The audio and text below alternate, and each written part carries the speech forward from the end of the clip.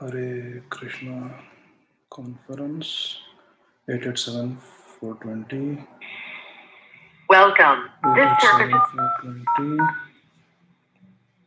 Prabhuji, please pray for me that I am able to serve the devotees nicely. Yes. Prabhuji, he's there. Okay. Hare Krishna. The recording has started. Hare Krishna.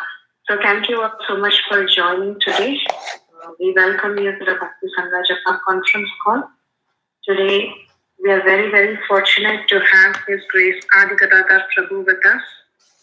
Prabhuji will be speaking on Sri Chaitanya Charitamrita, Madhya Leela, chapter 23, verse 7 onwards. Prabhuji will also be on YouTube Live for you to see, and I will share the link. Thank you so much for joining, everyone. Prabhuji, you can now take over. Hare Krishna. Thank you very much. Hare Krishna. Thank you very much, Priti Vilasini Mataji. Jaya Jaya Shri Chaitanya Jaya Nityananda Jaya Dvaita Chandra Jaya Gaura Bhakta Vrinda Jaya Jaya Shri Chaitanya Jaya Nityananda Jaya Dvaita Chandra Jaya Gaura Bhakta Vrinda Jaya Jaya Shri Chaitanya Jaya Nityananda Jaya Dvaita Chandra Jaya Gaura Bhakta Vrinda. We are reading from Chaitanya Charitamrita, Madhya Leela, chapter 23rd, entitled Life's Ultimate Goal, Love of Godhead. We will be reading one verse today, verse number 7. The Supreme Personality of Godhead, Sri Chaitanya Mahaprabhu, is instructing his dear disciple and devotee, Srila Sanatana Goswami, and through him, he is instructing all of us. So Chaitanya Mahaprabhu is speaking. Samyan mashrini tasvanto mamatva tishayankitaha bhavaha sa eva sandratma budhay prema nigatyate. Samyan mashrini tasvanto mamatva tishayankitaha bhavaha sa eva sandratma budhay prema nigadyate. Synonyms: samyak, completely; masrinita, swa antaha, which makes the heart soft; mamatva, of a sense of ownership; atishaya ankitaha, marked with an abundance; bhavaha, emotion; saha, that; eva, certainly; sandratma, whose nature is very condensed; budhay, by learned persons; prema, love of Godhead; nigadyate, is described. Translation and purport by His Divine Grace, Abhay Charanaravinda Bhakti Vedanta Swami Srila Prabhupada.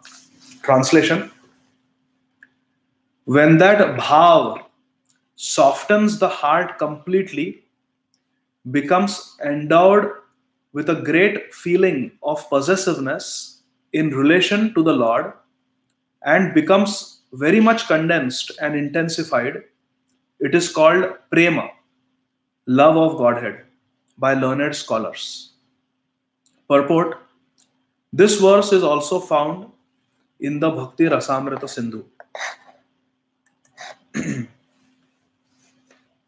Om Ajnanatimirandhasya Jnananjana Shalakaya Chakshurun Militam Yena Tasmai Shri Gurave Namaha.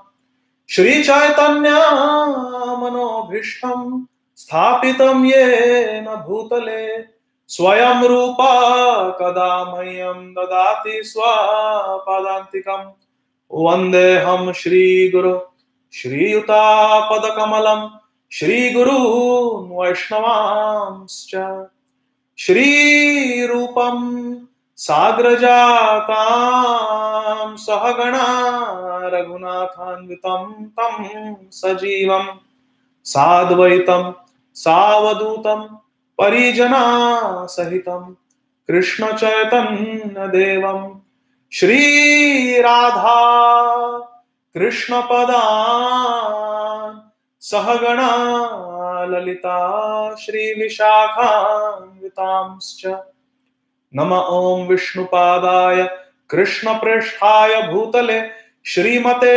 Bhaktivedanta स्वामीन इति नामिने नमस्ते सारस्वते देवे गौरवाणी प्रचारिणे निर्विशेष शून्यवादी पाश्चात्य देशतारिणे वाञ्छा कल्पतरुभ्यश्च कृपा सिन्धुभ्य एव च पतितानां पावनेभ्यो वैष्णवेभ्यो नमो नमः नमो महावदन्याय कृष्ण प्रेम प्रदायते कृष्णाय कृष्ण चैतन्य नाम्ने गौरत्विषे नमः पंचतत्वात्मकं कृष्णं भक्तरूप स्वरूपकं भक्तावतारं भक्ताख्यं नमामि भक्तशक्तिकं हे कृष्ण करुणा सिंधो दीनबंधो जगत्पते गोपेश गोपिका कांत राधा कांत नमोस्तुते तप्त कांचना गौरांगी राधे वृंदावनेश्वरी वृषभानुसुते देवी प्रणमामि हरिप्रिये जय श्री कृष्ण चैतन्य प्रभु नित्यानंद श्री अद्वैत गदाधर श्रीवासादि गौर भक्त वृंद हरे Krishna Krishna Krishna Hare Hare Hare Ram Ram Ram Hare Hare Hare Krishna Krishna Krishna Hare Hare Hare Ram Ram Ram Hare Hare Hare Krishna Krishna Krishna Hare Hare Hare Ram Ram Ram Hare Hare Hare Krishna I would like to thank all the devotees who have joined this conference call for joining, and I would like to very sincerely place my head at your lotus feet, at the lotus feet of each and every one of you, and beg each and every one of you to kindly give me your blessings and permission to speak for the next few minutes on this verse of Sri Chaitanya Charitamrita for my purification and for your pleasure. Hare Krishna. So today is a very auspicious day. Today is the Tirobhav Tithi of Shri Rasikananda Prabhu. Today is also the Tirobhav Tithi of Srila Jagannath Das Babaji Maharaj. And today is the Tirobhav Tithi of one more very important Acharya. Can anyone guess? Hare Krishna. Thank you very much. Yes. Today is also the Tirobhav Tithi of His Holiness Tamal Krishna Goswami Maharaj. So we are discussing in Chaitanya Charitamrita a very, very elevated, very, very exalted, very esoteric, very difficult to understand in our current, at least in my current conditioned state, this tattva that is being described by Sri Chaitanya Mahaprabhu. There are some truths which are revealed in our scriptures, which are which we find relatively easy to relate to. I'm not saying to understand, but to relate. Certain things are very relatable. Certain things we can appreciate. And certain things are very esoteric. Esoteric means difficult to understand. very high. So Chaitanya Charitamrita is the natural continuation or elaboration of Srimad Bhagavatam, and therefore it is very, very difficult to understand. And these topics that Chaitanya Mahaprabhu is teaching Sanatan Goswami could be very well understood by Sanatan Goswami. They were very well understood by Swarup Damodar Goswami, by Raghunath Das Goswami, by Krishnadas Kaviraj Goswami, who finally wrote this beautiful nectarian scripture. But for me, in my present conditioned state, it is very difficult to understand. To talk about Prem Prayojan it is impossible. Therefore, I am only discussing one verse, hoping that the future speakers on this topic may throw some light, may explain what is being spoken of. In the verse that we read today, Chaitanya Mahaprabhu is teaching this to Sanatan Goswami, and it is obvious that Sanatan Goswami discussed this with Srila Rupa Goswami. Therefore, this exact same verse spoken by Chaitanya Mahaprabhu to Sanatan Goswami appears in Srila Rupa Goswami's Bhakti Rasamrita Sindhu, the Nectar of Devotion. As it is, this verse is there in Nectar of Devotion, Bhakti Rasamrita Sindhu. So, several things come to mind. The first is that we see the loyalty of self-realized acharyas. Whatever Chaitanya Mahaprabhu spoke was discussed among each other by the 6 Goswamis. They thought about it, they discussed it. Nana Shastra Vicharanaik Nipuno Sadharma Samsthapakau Lokanam Hitakarino Tribhuvane Manyo Sharanyakaro. So all these different scriptures, if you look at Sanatan Goswami's Hari Bhakti Vilas, it is just filled with references and quotations from different revealed scriptures. Revealed scriptures because these are not some literatures written by fallible conditioned souls. These are absolute truths which are revealed by Krishna himself through the Vedic literature. So Sanatan Goswami is constantly in Hari Bhakti Vilas is referring to Padma Puran, Skandha Puran, this Upanishad, that Upanishad, and it's a condensation, it's a compilation of knowledge from all these scriptures. Similarly, here in this verse, we can see the loyalty of Rupa Goswami to Chaitanya Mahaprabhu. Whatever Chaitanya Mahaprabhu spoke, as it is, it was given to us by Rupa Goswami. With his own realizations, with his own purports, with his own knowledge added to that. Because Chaitanya Mahaprabhu gave everything in the form of a seed. And he asked the Goswamis to elaborate on it, to expand, build upon it. Similarly, Srila Prabhupada has given us everything, but in a seed form.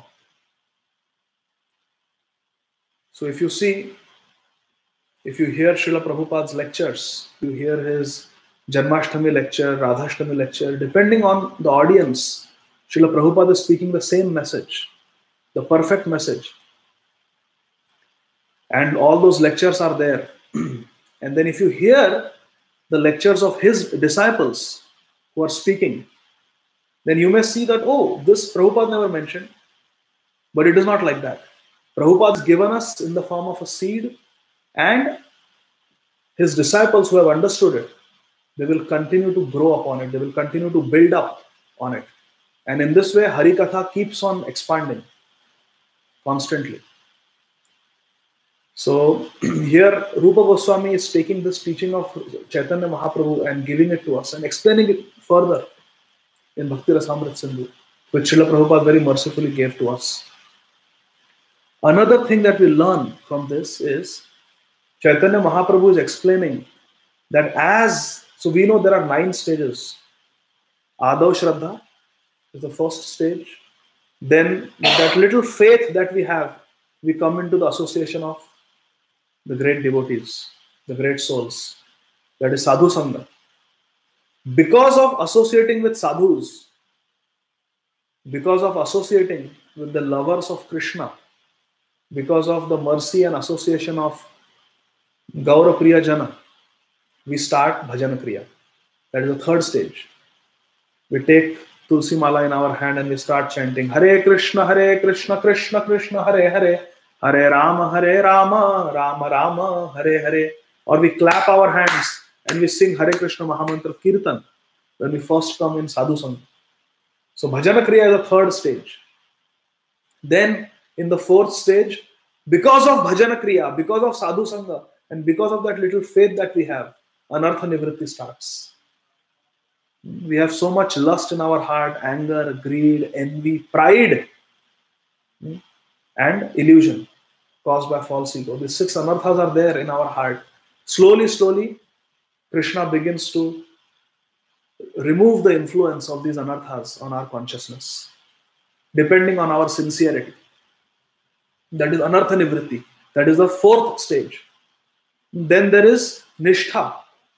This faith is becoming strong. We are becoming more firmly convinced.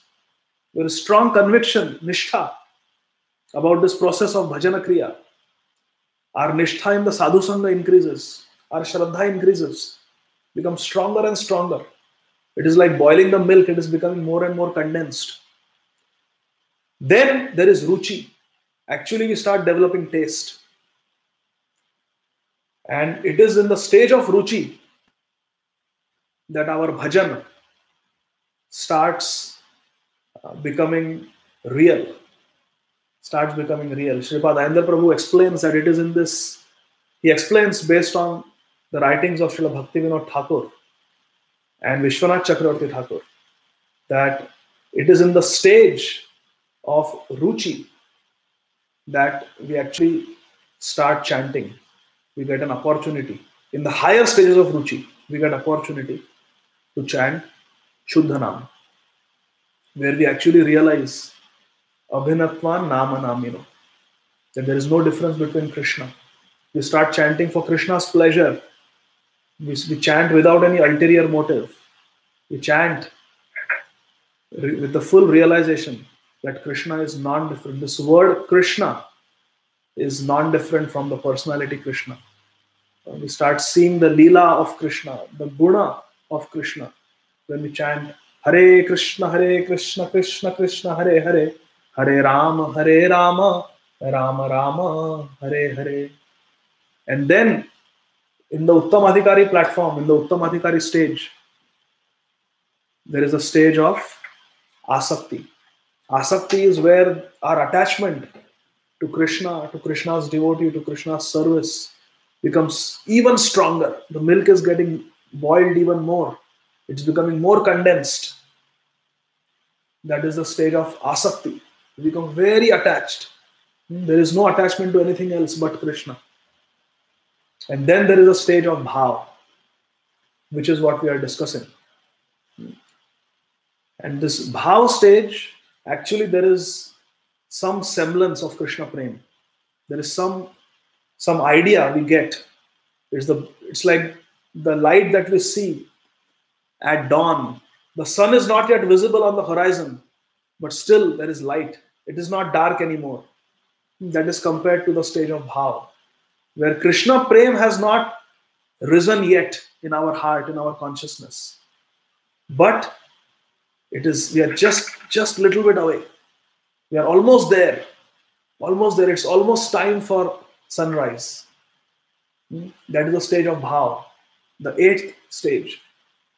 And then the 9th stage for a sadhak for a jivatma is Krishna Prem. That is the prayojan, that is the perfection of life. To attain Krishna Prem, it is the 9th stage. And in this verse that we read, Chaitanya Mahaprabhu explained that when bhav, the stage of bhav, it melts our heart and our bhav becomes even more condensed, then we actually have manifestation of Krishna Prem within. Manifestation of Krishna Prem. Because Krishna Prem is already there. Jivera Swarup hai Krishna Nitya Das. It is our nature to be loving servants of Krishna eternally. Nitya Siddha Krishna Prem. Sadhya Kamunoy. Shravan Adi Shuddha Chitti Koriya Uday. So there will be the sunrise, Uday, of Krishna Prem. That is the ninth stage. And in this verse, Chaitanya Mahaprabhu is explaining how Krishna Prem arises in our heart. When bhav becomes condensed, our heart melts, and then there is Krishna Prem. This Krishna Prem, at least for me, is a very theoretical concept. Very theoretical concept. But if we read these scriptures, if we hear about this from our great teachers, from the great souls, from the great acharyas, and we continue our bhajan kriya sincerely with faith, with enthusiasm, with a service attitude, with humility, while remaining in good association, if we are able to please Hari, Guru and Vaishnavas, then we will be able to continue our journey through these 9 stages, wherever we may be today. So reading this is important because it gives us a philosophical understanding. We may not have a practical realization of this, but it all begins with having some theoretical understanding of what this is, or at least we should try to understand. And then that Gyan will become Vigyan. The knowledge will become realized knowledge. That is our prayer, that is our endeavor. And why do we want to get Krishna Prem?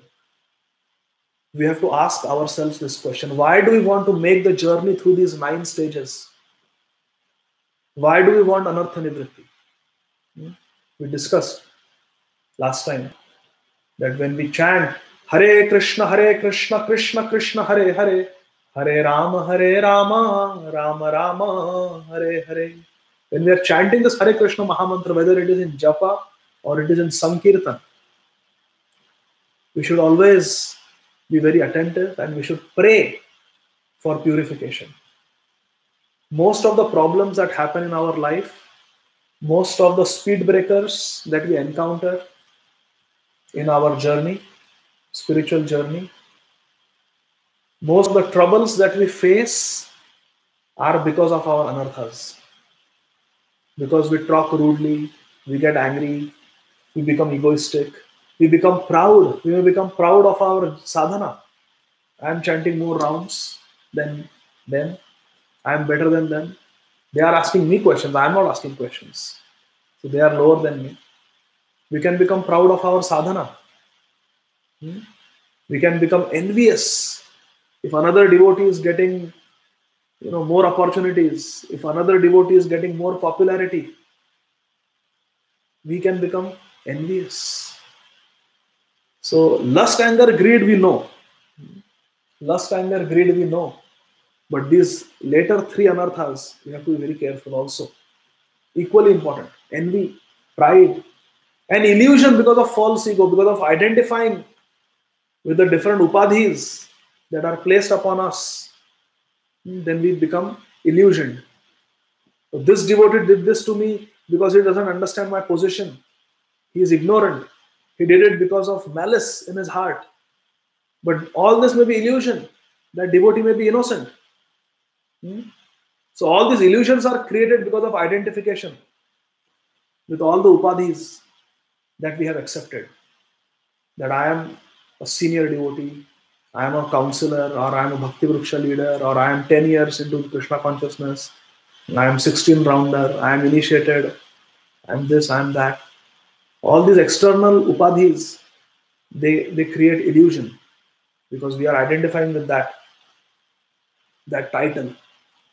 So we pray for Anartha Nivritti We pray for anartha nivritti, but the question is why? Why do we want to get rid of lust? Why do we want to give up anger? Why do we want to control greed? Why we don't want to be greedy and selfish? Why we don't want to become envious? Why we don't want to become proud? And why do we want to avoid all these illusions created by false ego? Why do we want anartha nivritti? Why have we come into ISKCON? Why have we come to Krishna consciousness? We have to be clear about this, my dear friends. Why do we want anartha nivritti? We want anartha nivritti because we want to serve Guru and Gauranga. And we cannot serve Guru Gauranga in any tangible way if we are not pure. Nimitta matra bhava savya sachin. In Bhagavad Gita, Krishna tells Arjun that you just become my instrument. So to become the instruments in the lotus hands of Sri Guru Gauranga is the aim of life. That is our prayojan. That is our perfection. To become instruments in the hands of Guru Gauranga. When we cook, we use instruments. We use pots, pans, spoons. We use knives to cook. We use vessels, utensils to cook. These are all instruments. But when we want to cook bhoga for Krishna, are we going to use dirty instruments?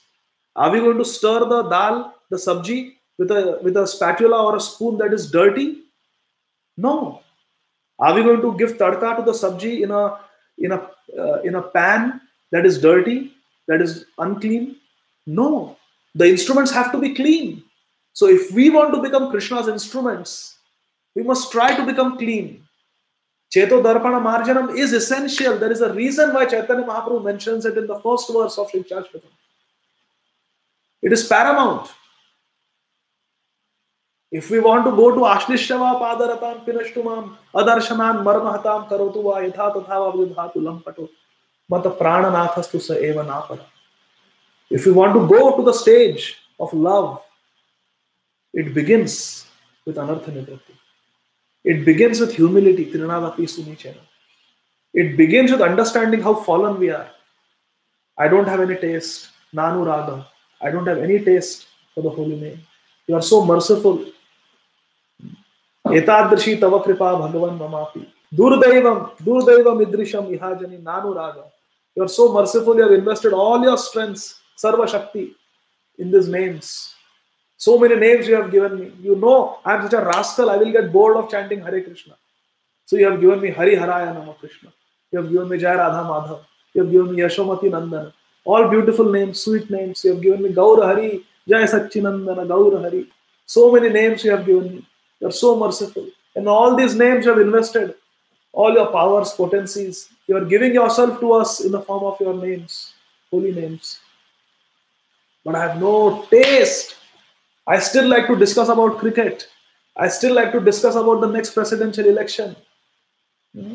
I still like to discuss what the stock market is doing. I still like to discuss about... Now, one may think that I have not watched a cricket match in years. I have not watched news in years. And we will start feeling very happy, very proud about it. But when we meet devotees, we may like to gossip about their problems, things that we have nothing to do with. So that also we are showing that we have no taste for Krishna now. Because we are talking mundane things. We are talking prajalpa. So we have to understand this dhyana, this feeling of being fallen is very important. We have to take stock of our internal consciousness.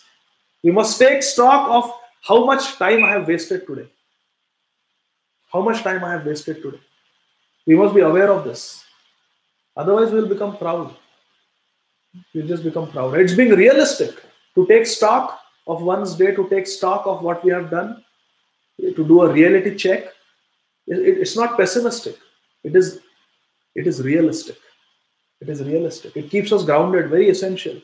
Then we go to Trinadapi Sunichena, Tarorapi Sahishnuna. We must aspire for these qualities of humility, tolerance, being respectful, not expecting respect.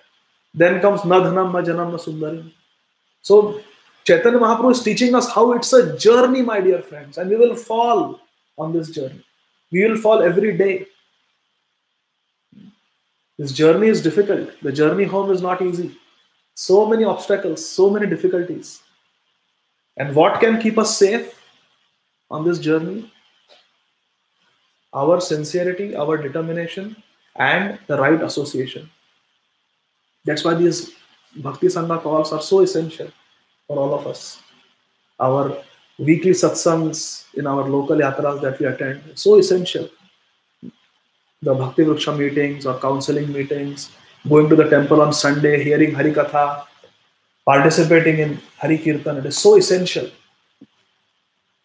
Because we are associating with devotees, we are supposed to make friends, supposed to be making friendships. We must have loving relationships. We may not be able to get along with everyone. We are not the Goswamis. Dhira dhira jana priya priya karo nirmatsaro pujitau Vande rupa sanatano radhu prabhu yugau Shri Jiva Gopalato. We may not be like that everybody loves us. We may not be able to get along with everyone. But at least we should try to be everyone's well-wisher. If we cannot get along with someone, we should at least pray for them. Be their well-wisher. My dear Guru Gauranga, please bless this devotee. I'm sorry I could not get along with this devotee. But I am well-wisher. May this devotee get Sadgati. May this devotee get Krishna Bhakti. May this devotee get Uddhar. We should pray for their betterment. And then we have some devotees that we naturally get along with. We should be loyal. We should try to be good friends. We should serve them with our heart. We should put our heart in these friendships. These devotee relationships, these friendships are very essential. Srila Bhakti Tirtha Maharaj used to say, oh, this is so dear to my heart. Bhakti Tirtha Maharaj was leaving his body in Gita Nagari in the year 2005, in the summer of 2005. And just one day before he left his body, my beloved Guru Maharaj, Srila Radhanath Swami Maharaj, was supposed to give a talk in Gita Nagari. So prior to that talk, for 3 hours, he was sitting with Bhakti Tirtha Maharaj and they were discussing the Vrindavan pastimes of Krishna. And then just before leaving to speak Hari Katha, Srila Radhanath Maharaj asked Srila Bhakti Tirtha Maharaj that Maharaj, I am going into the temple hall to give the class. What should I speak on, Maharaj? So first Bhakti Tirtha Maharaj smiled and he said, whatever is in your heart, Maharaj. So then Radhanath Maharaj asked Bhakti Tirtha Maharaj, I want to speak on what is in your heart. So please tell me what is in your heart. I will try to speak on that subject. And then Bhakti Tirtha Maharaj held Srila Radhanath Maharaj's hand. He was so weak, he could barely speak. All his cheekbones were jutting out. He had lost all fat. He was reduced to skin and bones. In that emaciated, weak condition, he held Radhanath Maharaj's hand and he gave him the topic.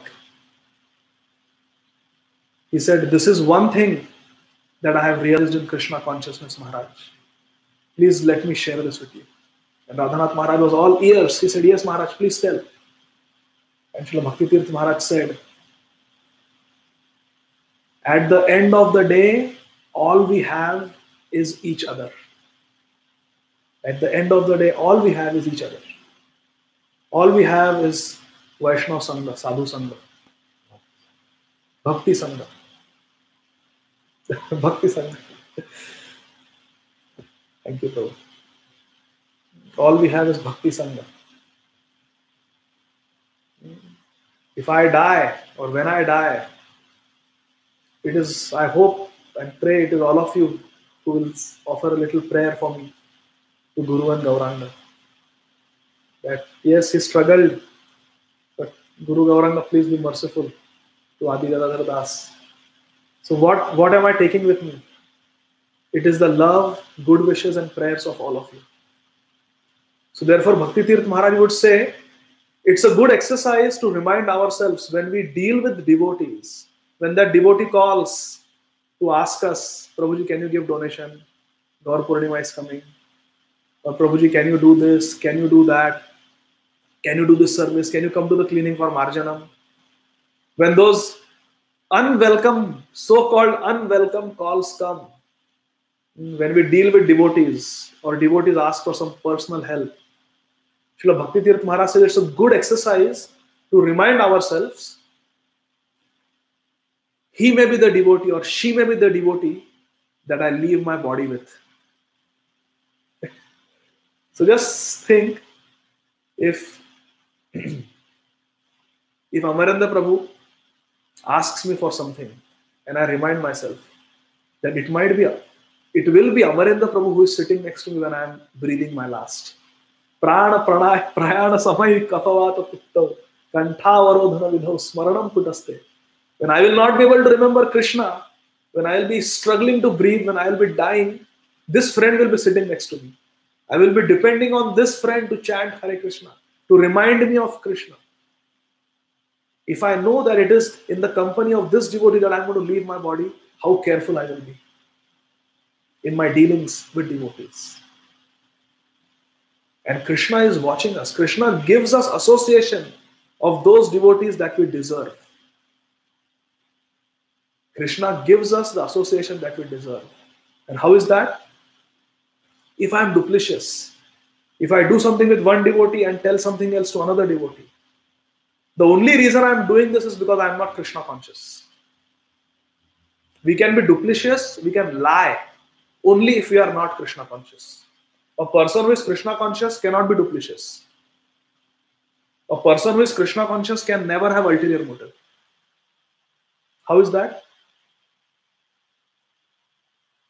If I am being duplicitous, that means I am not conscious of the fact that Krishna as Paramatma is watching each and every thought in my heart. So I say A thing to one devotee and I change it and I say a lie B to another devotee. I am doing this because I think I can get away with it. Because I am forgetting of any witnesses. I think there is no witness. I will get away with this. It's okay. Because I am forgetting the fact that Krishna witnessed the conversation I had with A. So when I go and talk to B, I have to be honest. Because A doesn't know I'm talking to B, but Krishna knows. So lack of Krishna consciousness leads to ulterior motives, leads to duplicity. So Srila Bhakti Tirth Maharaj gave this gem that we should remind ourselves at the end of the day, all we have is each other. This is very instructive. So association of devotees is very, very essential. We should pray for good association. Good association is not cheap. We may spend years in Krishna consciousness, stagnating. Srila Prabhupada explains, in this world, gravitational pull is the truth. Anywhere you go on earth, gravity is working. It is pulling things down. So the natural tendency of this world is to pull things down. Similarly, in spiritual life, the natural tendency in the material world is to pull our consciousness down. So we cannot say that I am stable. I've been practicing Krishna consciousness for 10 years. I'm stable, Prabhu. I do my sadhana, I'm stable. I don't need to do anything more. I'm stable. I will go back to Godhead with this. Very stable. There is nothing stable in this world. Either we go up, Srila Prabhupada explains, or we go down. There was a very beautiful quote of His Holiness Mahavishnu Goswami Maharaj, another great Acharya that Srila Prabhupada gave this world. Pure gem. Authority on Srimad Bhagavatam. His Holiness Mahavishnu Goswami Maharaj, he says, you have to analyze yourself. Now, Gaur Purnima is coming. You have to analyze yourself. What was my consciousness last year in Gaur Purnima? What was my bhajan kriya last year in Gaur Purnima? How many rounds I was chanting? How many stutis I was chanting? How many prayers I was chanting? How many ashtakams I was chanting? Or what was the quality of my bhajan? What was the quality of my deity worship? What was the quality of my swadhyaya? How much I was reading? What books I was reading? We have to analyze, we have to compare ourselves to what we were 1 year ago. And there should be a huge positive difference every year as years pass in Krishna consciousness. We should not simply take joy in telling 21 years ho gaye, Prabhuji. 20 years ho gaye mere ko abhi. I have been initiated for 20 years. Abhi 25 years, yeah, it will be 25 years, Prabhu, in few months. What pride are we taking in how many years we have spent in Krishna consciousness? There's a Russian devotee, I'm forgetting his name. He said something very beautiful. He said, I don't remember the whole thing, but he said something like, don't talk about how many yatras, how many Kartik yatras you have gone for. And don't talk about how many verses you have memorized from the scripture. Think about how many verses you have realized. Says, don't talk about how many yatras you have gone for. Talk about how many devotees you have served humbly. Like that, he gives for everything. Don't tell me how many rounds you are chanting. Don't tell me how many years you have been in Krishna consciousness. Like that, for everything he says. It's a very beautiful thing. It's there on Facebook. You can read it. If I find it, I will share it. Very, very, very, very instructive. So in this way, we have to be very honest, very loving, and we should carry on with determination. And all these topics that Chaitanya Mahaprabhu is discussing, in the previous class he was talking about Raganuga Bhakti. Now he's talking about Krishna Prem. We pray and we beg that someday these things become a reality for us. But for that, we have to be very sincere and determined at the stage that we are now, honestly. So we should try very sincerely for Anartha Nivritti. We should carry on with determination, and all mercy will come. Why? Because our Srila Prabhupada is a perfect, completely authentic, completely self-realized Paramhamsa Acharya. He is a pure devotee. And he has given many moons to this world. So we have hope. We have hope. We have to find our Sadguru and follow the instructions diligently. And how to get Krishna Prem, that is up to Guru and Gauranga. That is up to Guru and Gauranga. When they are pleased with our bhajan kriya, that will happen. But it will give us great joy and inspiration if we talk about some great personalities who actually have Krishna Prem. So very briefly, my dear friends, please give me permission to speak about two great personalities, Sri Rasikananda Prabhu and Srila Jagannath Das Babaji Maharaj. Very briefly, we don't have time to discuss everything in detail, but very briefly we will discuss just few points from their great personality. So Sri Rasikananda Dev, Rasikananda Prabhu, was a very unique personality, is a very unique personality in our Sampradaya. And I request each and every one of you today to please specially pray to Sri Rasikananda Prabhu. Because he is a very, very empowered, very merciful, very potent Acharya in our Sampradaya. So our Sampradaya starts from Chaitanya Mahaprabhu. It starts from Krishna. But let's start from Chaitanya Mahaprabhu. Once I was asking a devotee, so how are the sins destroyed? How are the sins destroyed? So they go from Guru Maharaj to Srila Prabhupada to Bhakti Siddhanta Saraswati Thakur to Gaur Kishore Babaji Maharaj to Bhakti Vinod Thakur, Jagannath Das Babaji Maharaj, Madhusudan Babaji Maharaj, like that it goes up, and then Chaitanya Mahaprabhu and Ishwar Puri and Madhavendra Puri. So that devotee started, stop. Even if it goes to Chaitanya Mahaprabhu, that is enough. Even if it goes to Chaitanya Mahaprabhu, that is enough. Because Chaitanya Mahaprabhu is the supreme personality of Godhead. And his very, very, very most auspicious Avirbhav Tithi, his appearance day, Gaur Purnima Mahotsav is coming up. So Chaitanya Mahaprabhu's disciples were the 6 Goswamis of Vrindavan. So this is Sanatan, part of Sanatan Shiksha that we are reading, Chaitanya Charitamrita. Sanatan Goswami, Rupa Goswami, Raghunath Das Goswami, Raghunath Bhatta Goswami, Gopal Bhatta Goswami, and Jiva Goswami. They were all disciples of Chaitanya Mahaprabhu. And the Shiksha disciple of Jiva Goswami was Shyamananda Pandit. Narottam Das Thakur, Srinivas Acharya, and Shyamananda Pandit. He was a initiated disciple of Hriday Chaitanya, and then he came to Vrindavan to get Shiksha on the orders of Hriday Chaitanya Prabhu. He came to take Shiksha from Shyamananda Prabhu, from Jiva Goswami. So Shyamananda Pandit, he had a very prominent disciple, and his name was Sri Rasikananda Prabhu. And today is the disappearance of Rasikananda Prabhu. So Rasikananda Prabhu was a disciple of Shyamananda Prabhu. He appeared in the state of Utkal, Orissa. And how he appeared is very, very significant.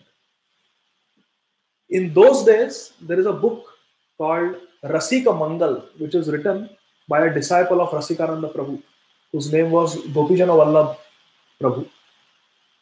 And it is mentioned that in those days, Utkal, the state of Orissa, was filled with karmakandis and even atheists. There were very few Vaishnavas, and even the few Vaishnavas that were there were ridiculed. And even in the dhams in Utkal, there were devotees who were not following the principles properly. Even those who were worshipping Sri Vigraha, they were eating fish, and they were doing other things which are not supposed to be done by Vaishnavas. So these devotees in Utkal, they came together and they started praying to Jagannath Baladev and Subhadramai, that please send an empowered devotee from your holy dham, from Goloka Vrindavan to Utkal Kshetra, so that the people of Orissa, they will be uplifted. Please, please. For decades, they would come together and they would do Sankirtan. Handful of devotees. There were only a handful of devotees in Utkal. And they would pray that a Mahabhagavat would appear in their land for the upliftment of people. And at that time, there was a king in Utkal. Utkal, Orissa state had many kings. Even zamindars were called kings. There were princely kings, and then there was a Badshah, like that. So there was a hierarchy. So there was a local king. His name was Achyuta Dev. And he had a very nice wife. He actually married the daughter of a Brahman, whose name, his daughter's name was Bhavani. So Bhavani and Achyut, the king and the queen of this province, they were also praying that Jagannathji, please give us a nice son who can bring about welfare of all the citizens of Utkal.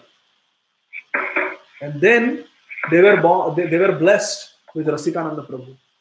So with this we can understand the importance of prayer.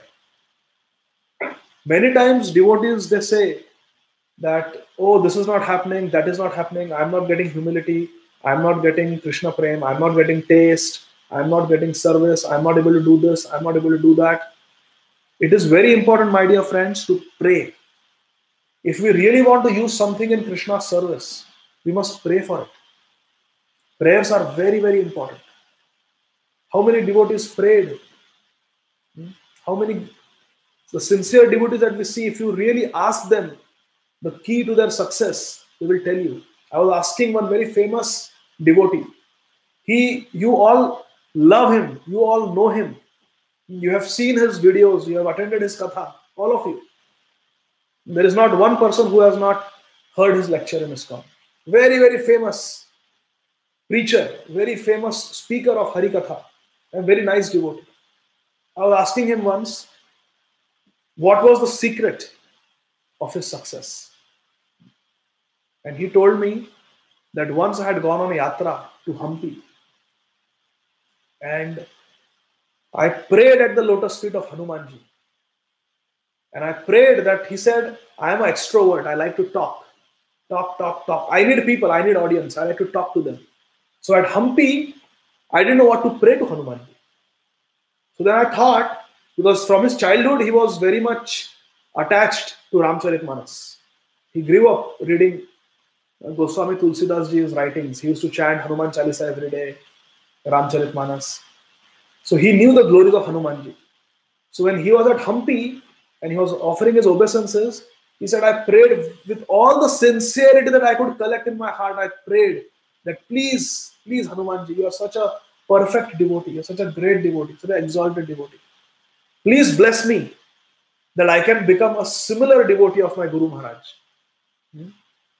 And if you so desire, because you are very learned and your power of speech is very super excellent. Hanumanji was super excellent with his speech. He would speak very choice words. Just the right words would come out of his lotus mouth. Whether he was negotiating with Ravan, whether he was trying to pacify the broken heart of Sita Devi in Ashok Vatika, whatever the occasion was, or whether he was trying to settle the uprising that Angad was trying to create on the ocean beach, when he was saying, let us just give up this service of trying to find Sita and give up our bodies. Whatever the situation was, Hanumanji knew exactly what to speak. So this devotee prayed to Hanumanji, if you so desire, give me the power of speech. Give me the ability. Give me the ability to speak Harikatha, to preach Harikatha. And he was telling me after that, by the mercy of Hanumanji, by the mercy of Guru Gauranga, things just shaped up. And today I am doing this service. So like that, if you really analyze, prayers are the key to success. Whether you want to become, a nice parent to our children, whether we want to become a nice friend to the devotees, whether we want to become a nice temple president, whether we want to become a nice kirtan singer, whether we want to become a nice Harikatha speaker, whether we want to become a nice audience, a good listener, whether we want to become just a good devotee, just a humble, nice, sincere devotee, fired up devotee, whatever we want to become in the service of Guru Gauranga, we must pray for it, we must beg for it. And we must pray for other devotees also. This is what we can learn from this pastime. So many devotees and the parents, Achyutadev and Bhavani Devi, they were praying to get a devotee child.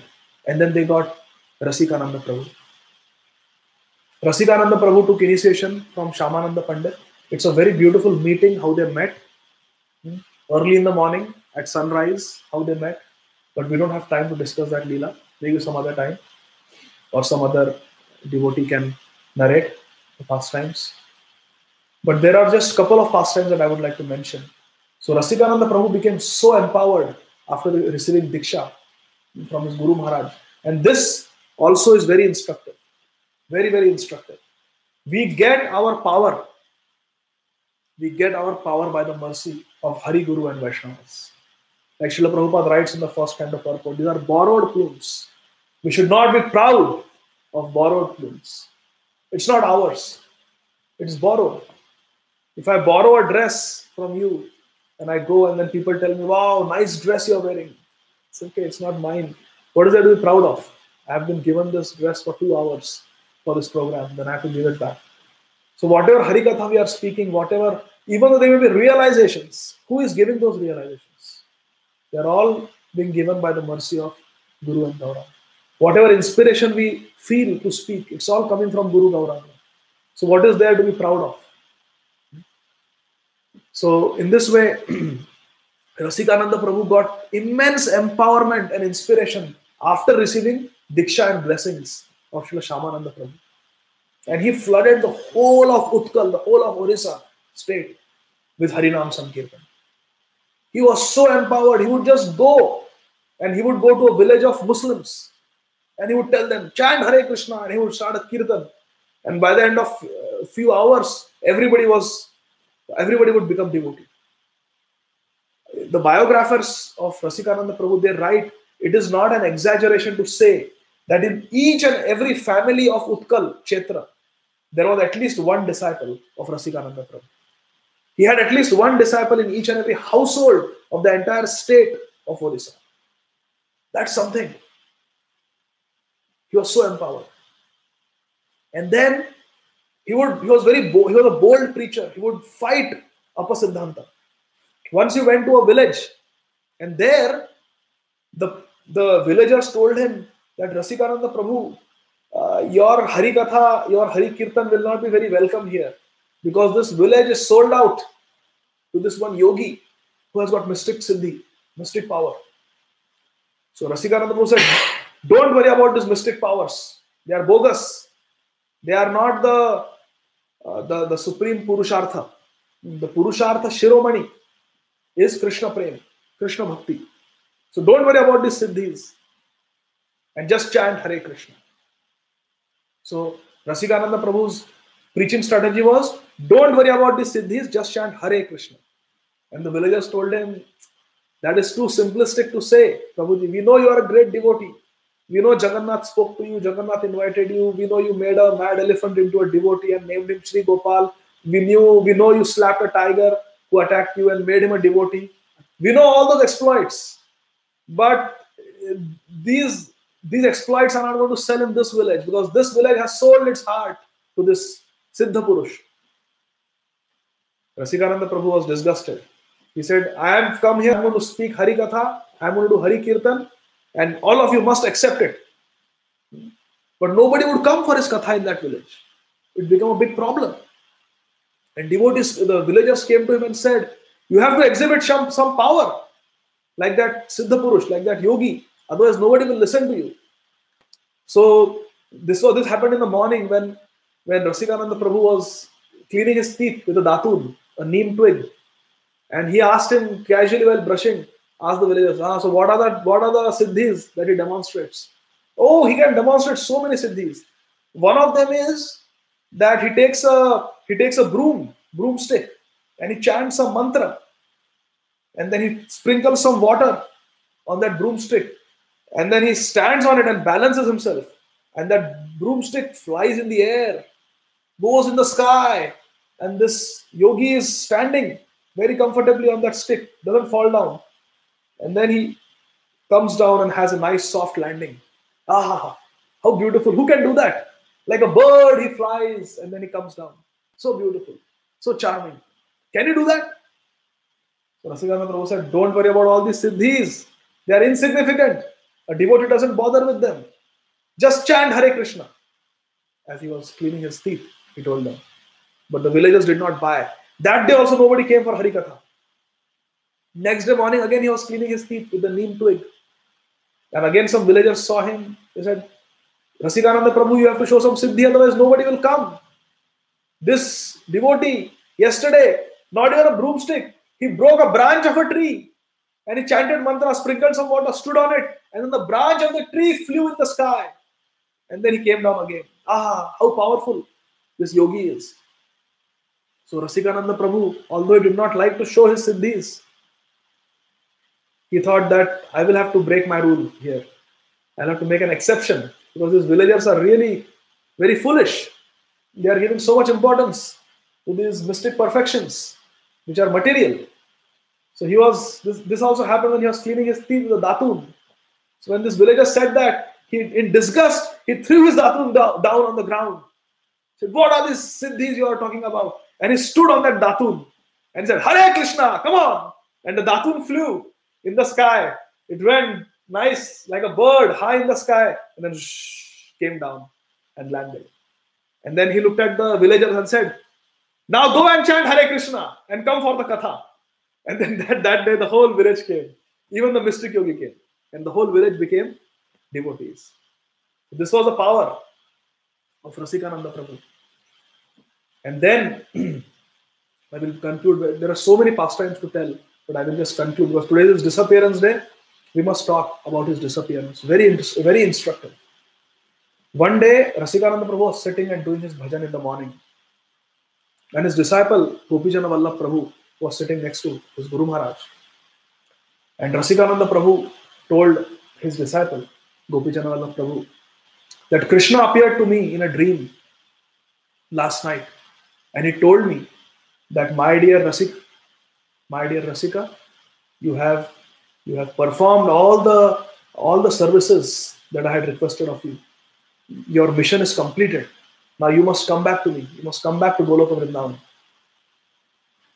So Rasikananda Prabhu said to his disciples, headed by Gopijana Vallabh, that I am thinking I should go. So the disciples fell at his feet, started crying, "No, Guru Maharaj, no, don't go. If you go, Kali Yuga will take over. Kali will take over. It is your presence on this earth that is preventing Kali from taking over. Please don't leave us. We are too weak spiritually. We will not be able to sustain without you. Please don't go." So Rasikananda Prabhu said, "Let me think about it." And that night again Krishna appeared in his dream. And Krishna was angry. He put his hands on his waist and he chastised Rasikananda Prabhu. "I told you, I want you to come back to Goloka Vrindavan. I want you to come back home. Why are you not listening to me?" And then Krishna disappeared. Then Rasikananda, next day again he told Gopijan Vallabh Prabhu and his other intimate disciples that I must go. I must go. And the disciples were crying, they were heartbroken. And then Rasikananda Prabhu said, after he finished his morning sadhana, his bhajan, he told them, "Now let's go out on Nagar Sankirtan." And he took them towards Remuna, the holy place in Orissa, Utkal Kshetra. He took them to the temple of Remuna. And there was a tumultuous kirtan, loud kirtan. The whole village was doing Sankirtan. People were playing mridangas, there were kartals, they were chanting Hare Krishna Mahamantra very loudly. And Rasikananda Prabhu climbed up onto the temple, not the top of the temple. He climbed the steps of the temple to take darshan. And he was standing there doing kirtan for a long time. And then he begged permission from the head pujari to go inside. The head pujari opened the door of the temple. And in full view of the pujari, Rasikananda Prabhu just walked inside the temple, walked towards Gopal, and he merged into the form of Gopal. He disappeared. So just like Chaitanya Mahaprabhu disappeared in the temple of Tota Gopinath, just like Nityananda Prabhu disappeared from our vision in the temple of Radha Bankim Rai, similarly Rasikananda Prabhu also, being an empowered, pure devotee of Gaura Nitai, being a sold out servant of his spiritual master, Shyamananda Prabhu, who is very dear to Srimati Radharani. Rasikananda Prabhu, he disappeared from our vision in the temple of Remuna, merged into Gopalji, disappeared into the holy form of Gopalji. Such an empowered devotee. So today, on their disappearance day, our acharyas are even more merciful. They want to give us benedictions. They want to give us blessings. So let us pray. Let us pray for purification. Let us pray for Krishna Prem. Let us pray for Krishna Bhakti. And let us pray to become good instruments, clean instruments, useful instruments, favorable instruments, anukul, favorable instruments in the expert divine hands of Shri Guru Gauranga, so that we become a source of pleasure to Hari Guru and Vaishnavas. And then very briefly we'll talk about Srila Jagannath Das Babaji Maharaj. Srila Jagannath Das Babaji Maharaj is a very, very important acharya in our sampradaya. Gaur avirbhava bhumestvam nirdeshta sajjana priya Vaishnava sarvabhauma Shri Jagannatha yate namaha. So Jagannath Das Babaji Maharaj was the Shiksha Guru of Srila Bhaktivinoda Thakur, who is the seventh Goswami. So Jagannath Das Babaji Maharaj, he took initiation from Madhusudan Babaji Maharaj, who was coming, who was a disciple of Uddhav Prabhu, who was a disciple of Baldev Vidyabhushan. So that is our parampara. Baldev Vidyabhushan's disciple was Uddhav ji, his disciple was Madhusudan Das Babaji Maharaj, his disciple was Jagannath Das Babaji Maharaj. And Gaur Kishore Das Babaji Maharaj also got his Babaji Vesh from Jagannath Das Babaji Maharaj. And Bhaktivinoda Thakur considered Jagannath Das Babaji Maharaj as the greatest living Vaishnava Sarvabhauma of that time in both the dhams, Navadvip Dham as well as Vrindavan Dham. The greatest Vaishnava on earth was Jagannath Das Babaji Maharaj. He lived until the age of 147 years. 147 years. And Mercifully, there is a original photograph. There's actual photograph of Srila Jagannath Das Babaji Maharaj also, which is available for darshan. So Jagannath Das Babaji Maharaj, there is one story from his life which is very instructive. Jagannath Das, so there are two types of Paramhamsas. There are Bhajananandis and there are Goshtanandis. Goshtanandis like to preach. They take up the service of preaching. And Bhajananandis, they derive satisfaction and anand through their bhajan. They are Uttam Adhikaris. They don't see anybody as a non-devotee. So they are not able to preach. Because they are so overwhelmed with Krishna Prem. They are so overwhelmed with ecstasy of their own bhajan. They feel everyone, every living entity is serving Radha and Krishna based on their level of spiritual realization. Who am I to instruct them? So they have this great humility and they are just doing their bhajan. So if we analyze our sampradaya, we have some acharyas who are Goshtanandis, who go out and preach. And we have some acharyas who are Bhajananandis. So Sripad Ayendra Prabhu would say that a Goshtanandi, a real preacher, a true preacher, is a Bhajananandi who feels inspired to preach. So Ayendra Prabhu said, a Goshtanandi is a Bhajananandi who accepts the service of preaching. So like that. So Bhakti Siddhanta Saraswati Thakur, Srila Prabhupada, they preached. Whereas Gaur Kishore Das Babaji Maharaj, Vamshi Das Babaji Maharaj, Jagannath Das Babaji Maharaj, they didn't go out and preach so much. So once Srila Prabhupada, our Srila Prabhupada, was asked, what was the contribution of, we can understand Jagannath Das Babaji Maharaj, he identified the place where Chaitanya Mahaprabhu appeared, advented, Gaur Avirbhava Bhumi. He identified that place, Yoga Peeth, on the request of Bhaktivinoda Thakur. We can understand Jagannath Das Babaji Maharaj's contribution. Jagannath Das Babaji Maharaj gave us the mantra, the Panchatattva mantra. Shri Krishna Chaitanya Prabhu Nityananda, Shri Advaita Gadadhar Shrivas Adi Gaura Bhakta Vrinda. This one mantra has everything, has all the personalities that we have to pray to. One mantra, all personalities that we have to pray to. Jai Shri Krishna Chaitanya. Chaitanya Mahaprabhu is there. Chaitanya Mahaprabhu, Shri Krishna Chaitanya, Radha Krishna Nahi Anya. So it includes Radha and Krishna. Nityananda Prabhu, he is the Adi Guru, he is Balram. So Nityananda Ram, Nityananda Prabhu is there. Advaita Acharya is Sadashiv. So Shiv Tattva has come. Vishnu Tattva has come.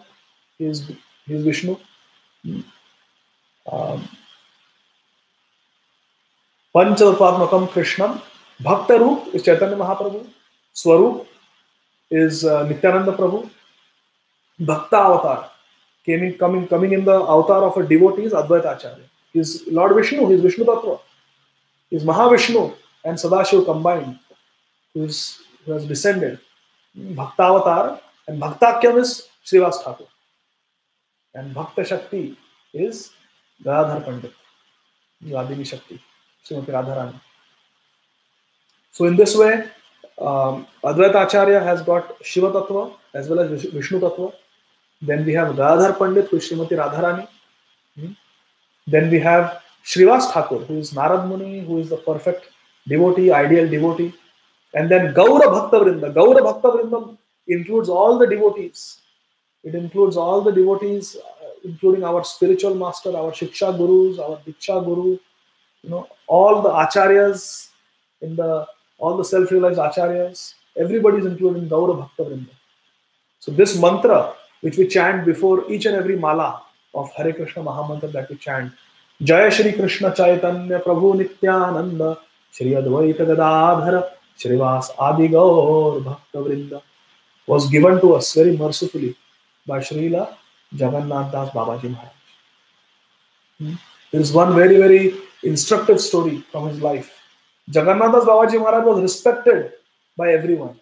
So it's very interesting. Srinivas Acharya in Shad Goswami Ashtakam says, Dhira Dhira Janapriya.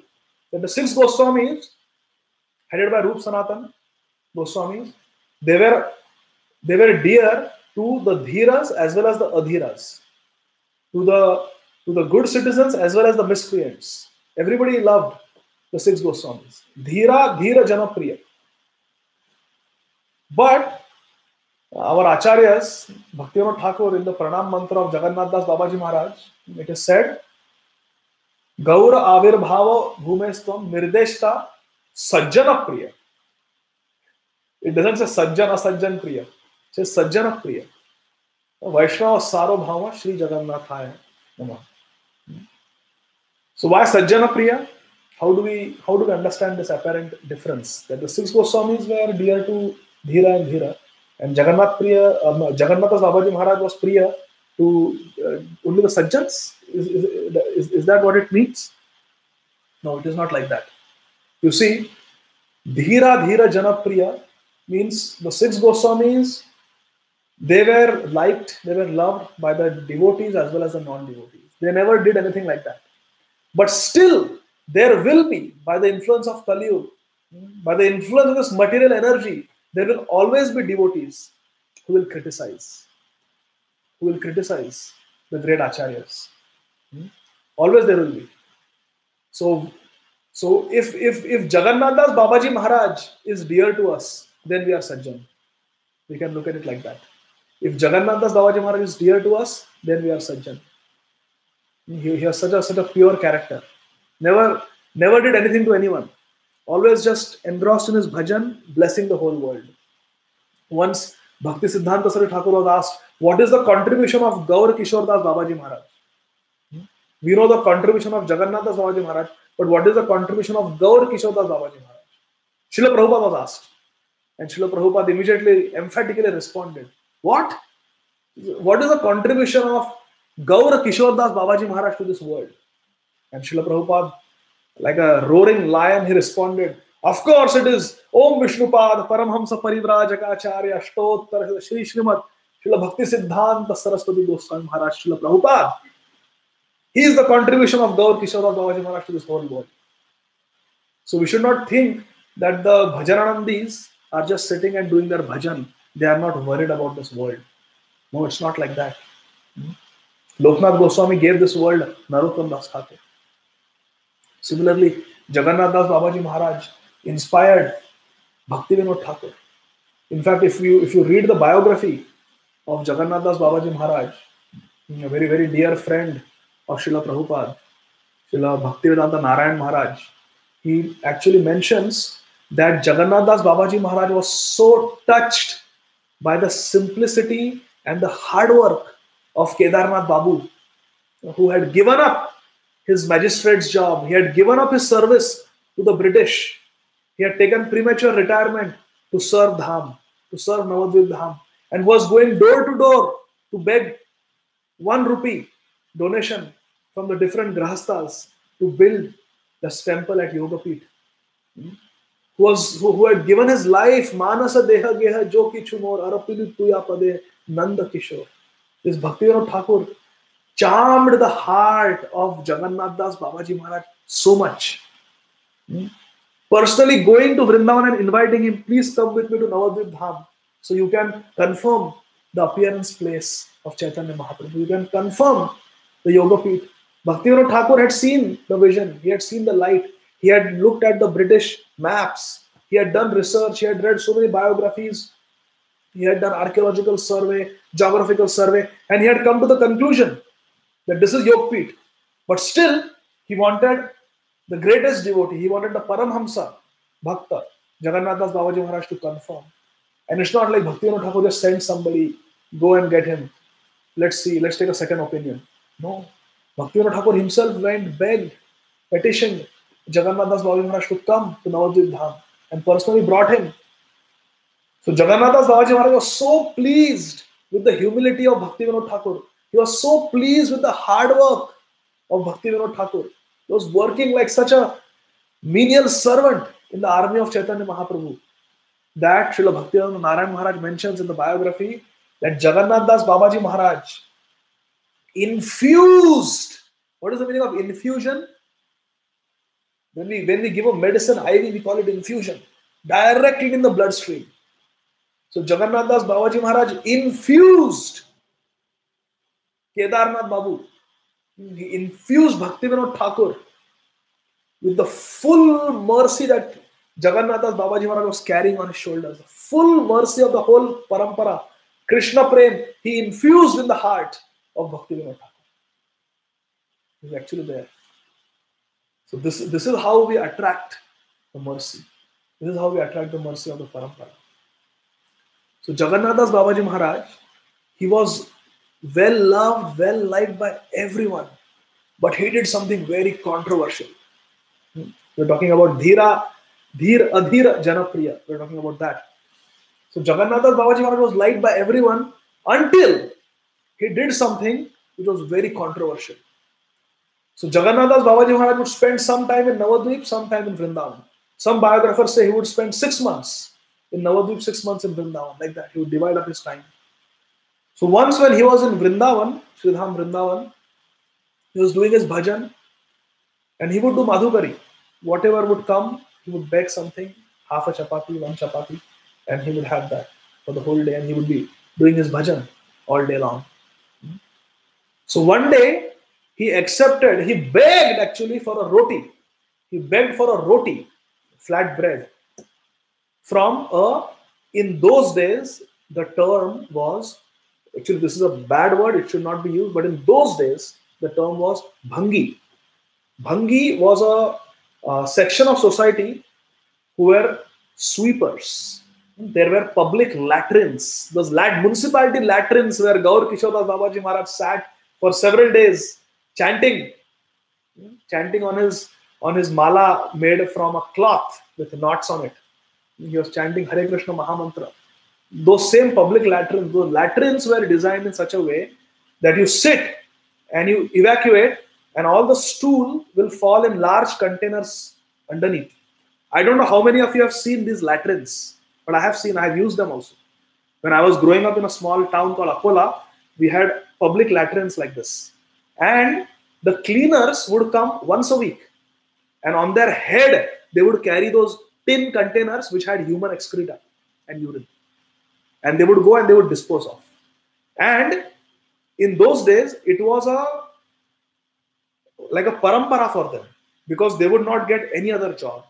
So their children, grandchildren, great-grandchildren, everyone would be engaged in this occupation of cleaning the latrines, the public latrines. So in Vrindavan, Jagannath Das Babaji Maharaj begged for a roti from the house of a bhangi, from the house of a street sweeper or a latrine cleaner. Now these people in the orthodox society of those times were considered outside Varnashram. They were not Shudras, they were lower than Shudras. They were considered like that.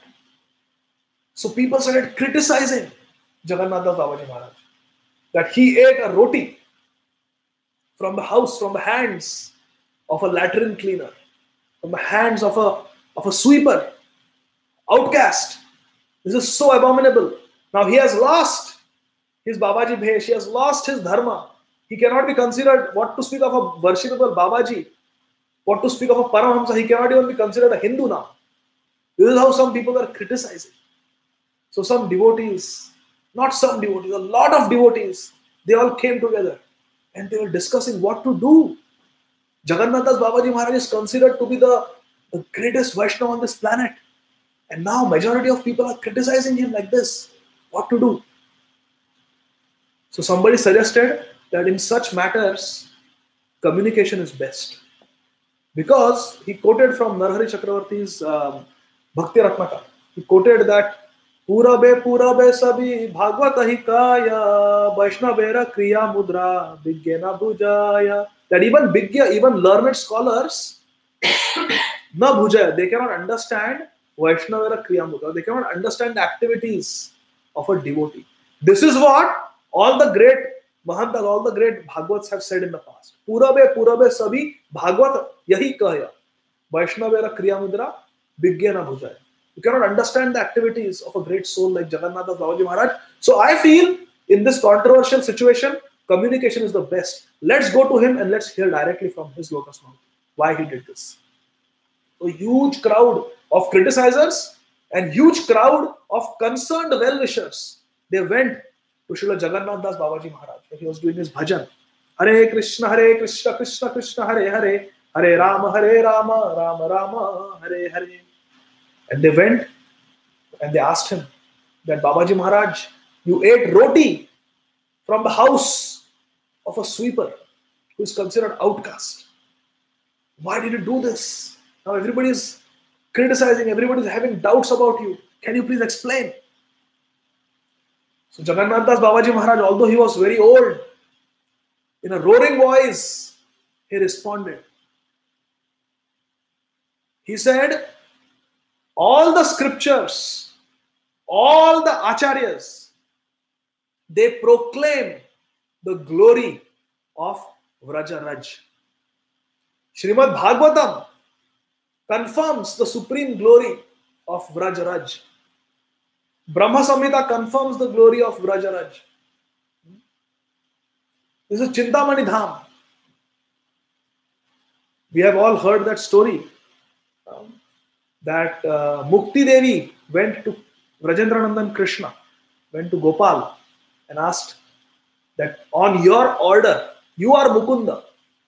You decide who will get Mukti. On your order, when you order me, I award liberation.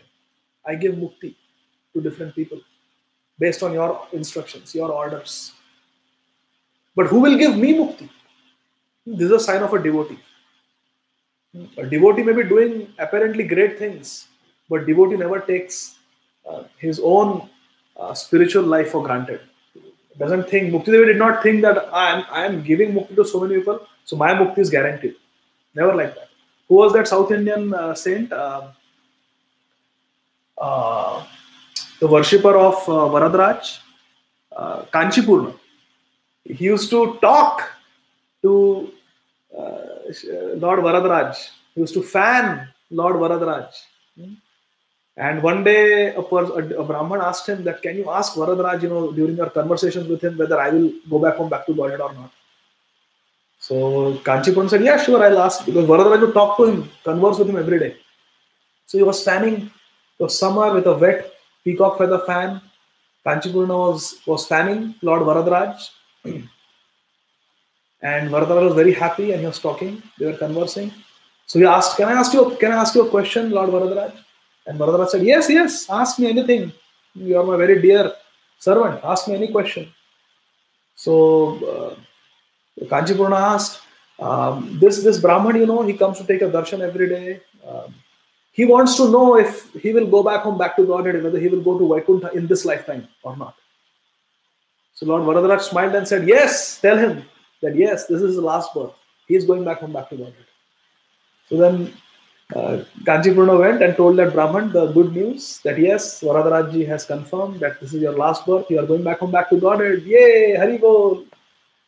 But then Kanchipurna got a doubt in his heart, got a question in his heart. He had never thought about this before. He said, what about me? Will I go back home, back to Godhead in this lifetime?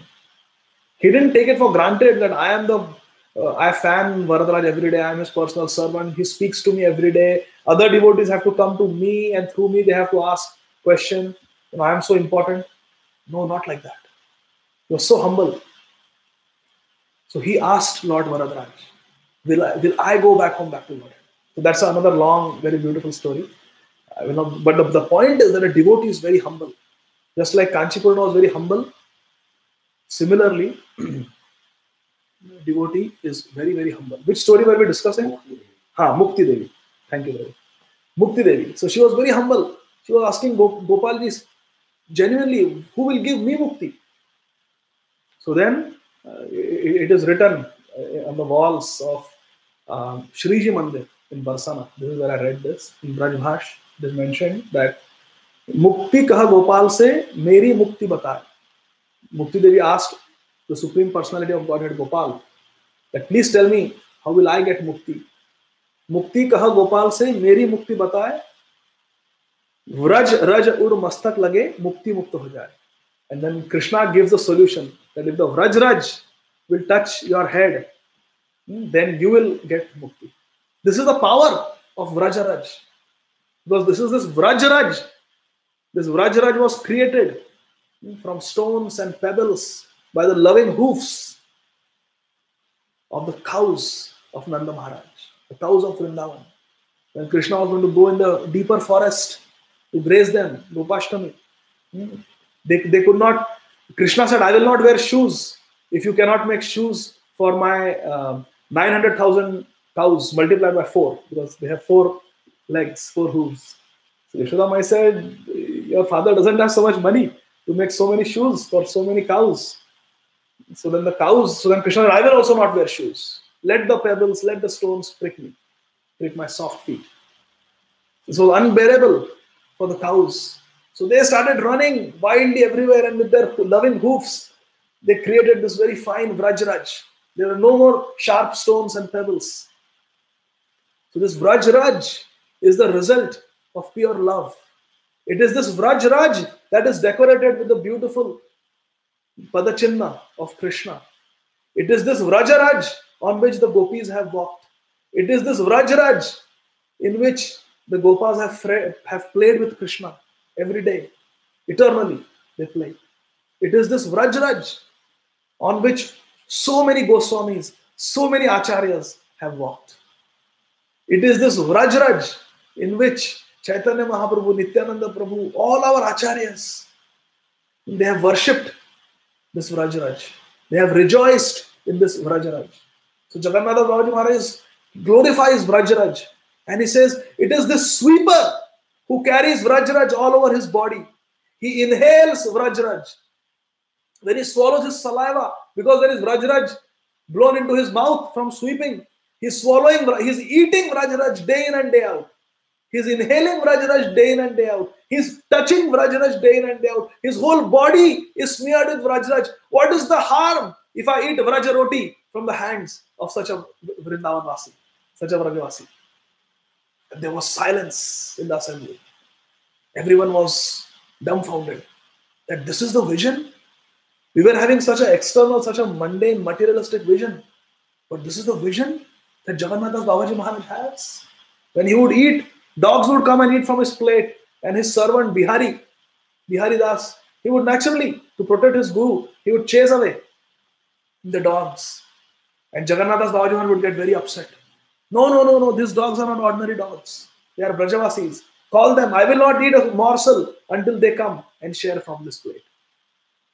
He was so compassionate, and this was a vision, transcendental vision he had. We cannot imitate, but this is a vision that he had. Sometimes devotees would give him some donation, and Bihari Das would accept it on behalf of Jagannath Babaji Maharaj. One fine day, Jagannath Babaji Maharaj asked him, how much Lakshmi do we have? So he said, we have around 200 rupees, because he was such a famous Mahabhagavad Paramahamsa, people would come and generously give. So he said, today we will spend all these 200 rupees. Now in those days, 200 rupees were a huge amount. So Bihari Das said, so how should we spend it? And Jagannath Babaji Maharaj said, go to the town, go to the marketplace and buy all the rasgullas, all the sweetmeats that you can buy with 200 rupees and bring them. And then he brought all these sweetmeats. And then there are so many cows, so many animals in Vrindavan. They all came seeing all these sweetmeats. And Jagannath Das Babaji Maharaj said, now distribute to all these animals, the divine animals of Vrindavan. All the dogs, all the cows, all the calves, all the monkeys. Let's feed them sumptuously. Nobody is feeding them. We must feed them. They are not ordinary animals. So this was the love, and this was the divine vision with which Jagannath Das Babaji Maharaj would see Vrindavan Dham.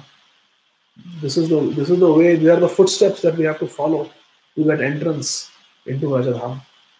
Srila Vishwanath Chakravarti Thakur says, praise, na yoga siddhir na mamastu moksho vaikuntha loke pina parshadatvam prema pinasya viti chetaram tu Mamastu Vrindavana eva vasa. He says, na yoga. I don't want any yogic perfections. Na siddhi. I don't want the mystic abilities, the 8 types of mystic perfections. Na yoga siddhi. Na mamastu moksho. I don't want liberation. Na yoga siddhir na mamastu moksho. Vaikuntha loke pina parshadatvam. So I don't want bhukti, I don't want mukti, I don't want liberation. So one may think, oh, then you want Vaikuntha Vas.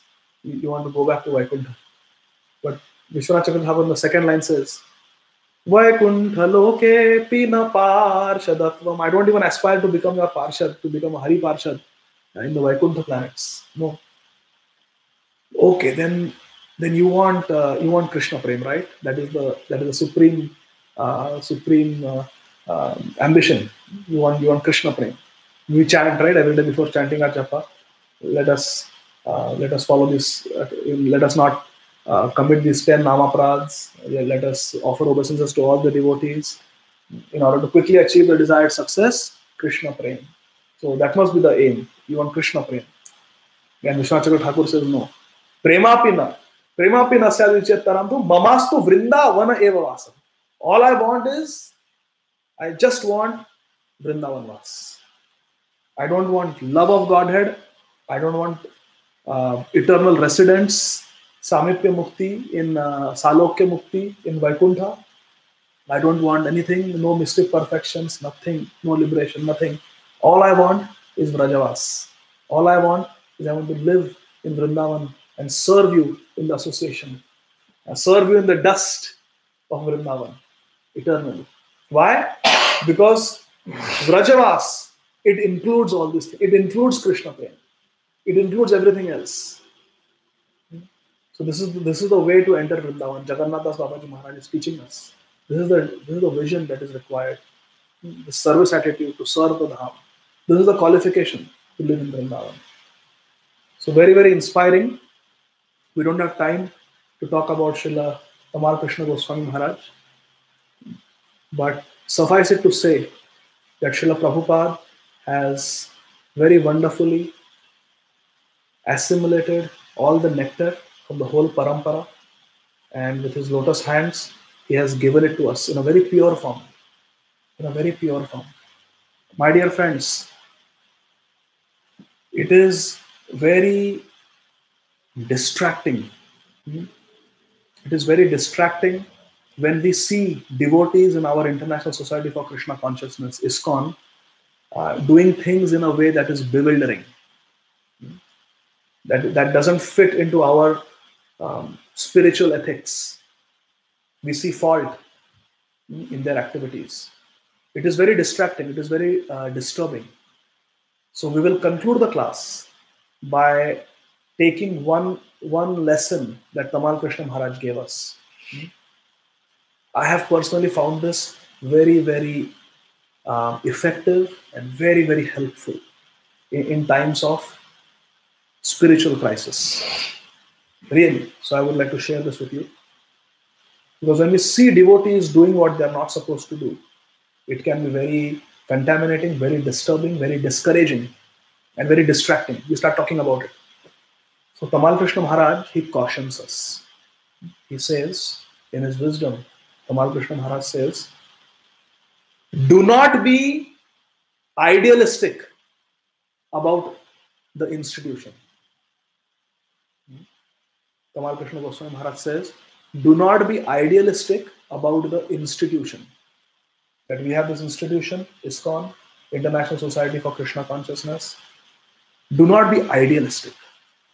Don't think that devotees will do no wrong. That every devotee we meet is a pure devotee. Everybody is going to follow the highest standards. No. Don't have this utopian idea. Tamal Krishna Maharaj cautions us. Do not be idealistic about the institution. Otherwise, you will simply be disappointed. I'm quoting him. You can be idealistic. You can be idealistic about your guru. Yes. Srila Prabhupada is an authentic, pure devotee. He is the perfect Acharya who is perfectly giving us Gauravani. He is perfectly giving us Gauravani. He is perfectly empowered. As Lochandas Thakur says, Papi yadi dharma chhadi dura deshe jaya mora senapati bhakta tathaive yaya. That when the papis, dharma chhadi, giving up sadharma, dure deshe jaya, if they go to the faraway countries, dure deshe jaya, mora senapati bhakta tathe yaya. I will send my senapati bhakta after you in all those dure deshe, in all those faraway countries. So yes, we can be idealistic about our Gurugan, that all our Guru Parampara starting from Krishna, it's a parampara of spiritually perfect, self-realized acharyas. Now this word perfect can be misunderstood. I once had a senior devotee tell me, question the statement that Srila Prabhupada is a perfect acharya. And then he was telling so many things. But His Grace Chaitanya Charan Prabhu and Srila Prabhupada himself, in a conversation with Satsarup Goswami Maharaj, explains what is meant when we say that Guru is perfect. It is not that the perfection means Guru will remember each and every Sanskrit verse perfectly. It is not that the Guru will remember every Bengali verse perfectly. It is not that the Guru will know perfectly whether it's going to rain tonight or not. That is not the meaning of perfect Acharya. Again, we are putting very mundane calculations into the equation. We are viewing this. We are viewing our Acharya with mundane glasses, mundane eyes. No. There was a conversation recorded between Satsarup Maharaj and Srila Prabhupada. Where Satsarup Maharaj, for our benefit, asks that Srila Prabhupada, sometimes we see that you quote some verse which is a little different than what it is found in Bhagavad Gita. The exact lines may not be, the meaning is same, but the lines may not be exact as in the scripture, and there are so many other things. So how do we understand that the spiritual master is perfect? Is the spiritual master perfect? Srila Prabhupada said, yes, perfect. So then Satsarup Maharaj said, but then how do we reconcile this? How do we understand this? These apparent mistakes. Prabhupada said, no mistakes. So then Satsarup Maharaj said, no, but then I'm editor. Editor means there is some editing required, some corrections are required. So how do we understand this? Prabhupada explained that no. That is not the meaning of perfection. Perfect Acharya means the Acharya is perfectly desiring to serve Guru and Gauranga. The Acharya is perfectly situated in the service of Guru and Gauranga. As long as the intention of the Acharya is to perfectly serve Guru and Gauranga, one-pointed devotion, Ananya Bhakti, the Acharya is perfect. There are no ulterior motives. The Acharya just wants to serve his Guru Gauranga. That is a perfect Acharya. Perfectly situated in the determination to serve Krishna. That is perfect Acharya. Not this perfection. That, then Acharya should not be able to see the time. Acharya should remember the names of all the disciples, 5,000 disciples. Yeah. That is not the yardstick. That is not the measurement that we use. So Tamal Krishna Maharaj says, be idealistic about your Guru. With the proper understanding, you can have conviction that yes, Guru Maharaj is perfect. Guru Maharaj is a perfect representative of Gauravani. That conviction we can have. So we can be idealistic about the Guru. Tamal Krishna Maharaj continues. You can be idealistic about the Shastra. Yes. Srimad Bhagavatam is Amala Puran. There is no Mal. Yes, Bhagavad Gita is a perfect scripture. Ekam Shastra. Devaki Putra Gitam. Very, very essential scripture directly emanated from the lotus mouth of Krishna. Yes, we can have faith. Chaitanya Charitamrita is perfect. The number of syllables counted by Krishnadas Kaviraj Goswami in the Kam Gayatri Mantra is perfect. We can have full faith that our scriptures are perfect. We can be idealistic about the scriptures. We can be idealistic about our Guru Acharyas. But don't be idealistic about the institution. Tamal Krishna Maharaj warns us. ISKCON is not a museum of pure devotees. It is a hospital for conditioned souls.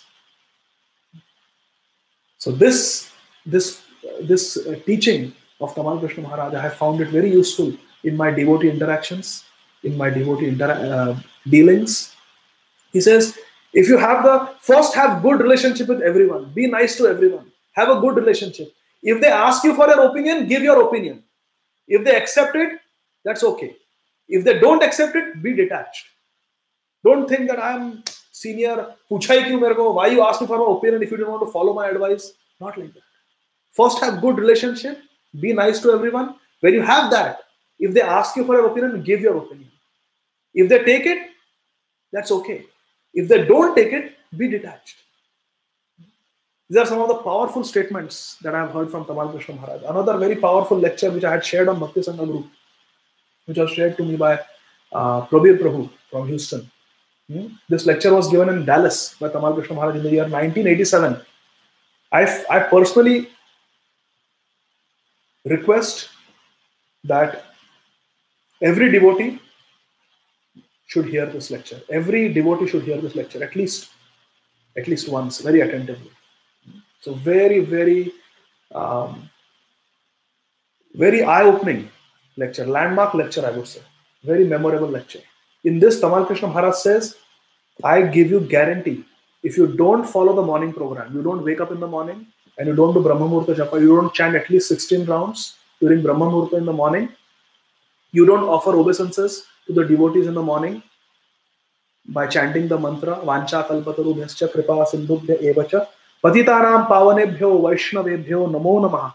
Unless you offer obeisances to all the devotees in the morning, unless you glorify your spiritual master, thinking about your spiritual master's qualities while chanting Guru Ashtakam, Mangalarti, unless you worship Tulsi Maharani every day, and unless and until you hear one Bhagavatam class every day, and you chant at least 16 rounds during Brahma Muhurta, attentively, good quality, he says good quality 16 rounds.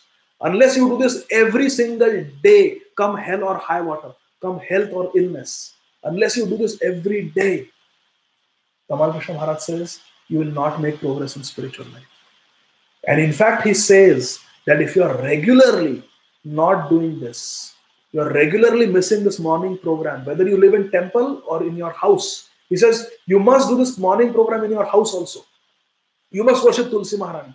You must chant 16 rounds attentively in front of Krishna on Tulsi Mala during Brahma Muhurta. You must chant Guru Ashtakam. You must glorify Tulsi Maharani. You must offer obeisances to all the devotees mentally while chanting this mantra. And you must remember the 10 offenses against the holy name. And you must hear Bhagavatam every day and read Prabhupada's books every day. Which means Bhagavad Gita, Srimad Bhagavatam, Chaitanya Charitamrita, Nectar of Devotion. The verse was from Nectar of Devotion and Upadeshamrita.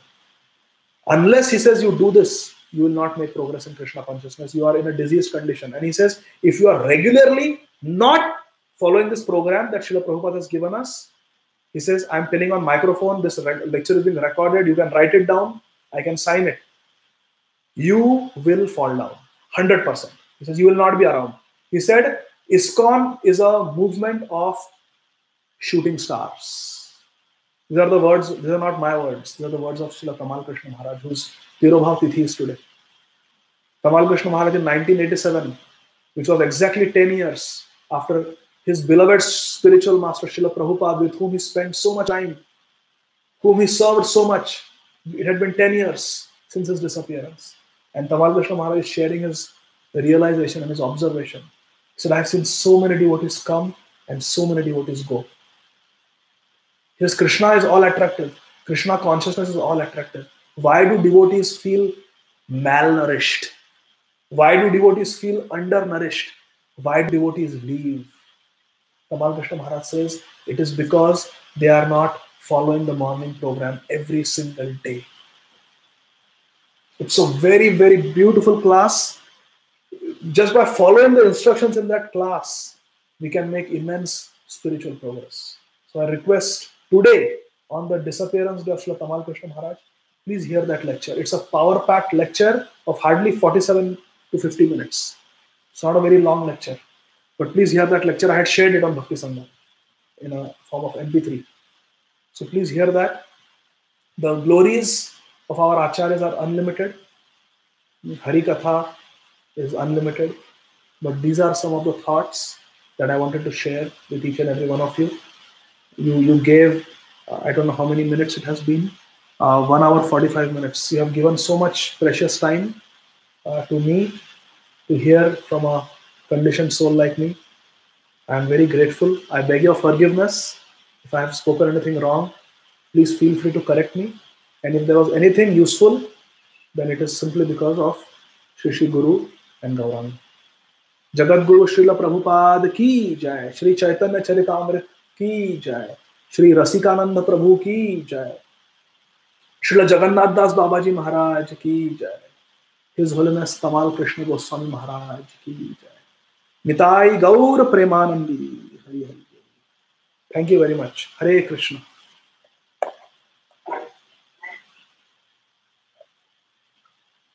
Hare Krishna, Prabhuji, Dandavat Pranam.